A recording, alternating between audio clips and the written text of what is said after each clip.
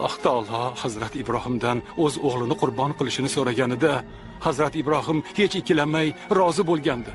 Xuddi bugun siz u biz jahd qilgandek. Siz u bizning burchimiz bu. Ha, burchimiz. Yo'q.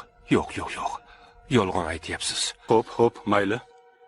Nega unday deyapsiz, birodar? Yolg'on. Yo'q. Onam buni aytib bergandilar menga. Hazrat Ibrohim alayhissalom Alloh taoloning rahmdil va mehribonligiga hech qachon shubha qilmagan. Yo'q. Gap Ibrohim alayhissalomdagi iymonning qudrati haqida ketyapti. Shu bois ham notanish bir yo'lovchining fitnasiga qaramay, Hazrat Ibrohim haq yo'ldan qaytmadi. Yo'lovchining ig'vosiga quloq solgani yo'q. Chunki u zurriyodining qoni to'kilishiga Alloh taolo yo'l qo'ymasligiga ishonardi. Iymoni kuchli edi. Siz tuhmatchi ig'vogarsiz, doktor. Kim edi? Yolg'on aytayotganim yo'q. Yolg'on. Hozir davr bizdan shuni Hazrati Ibrohimni haq yo'lidan qaytarmoqchi bo'lgan o'sha notanish yo'lovchi kim edi? Kofir edi? Kimligini nima farqi bor?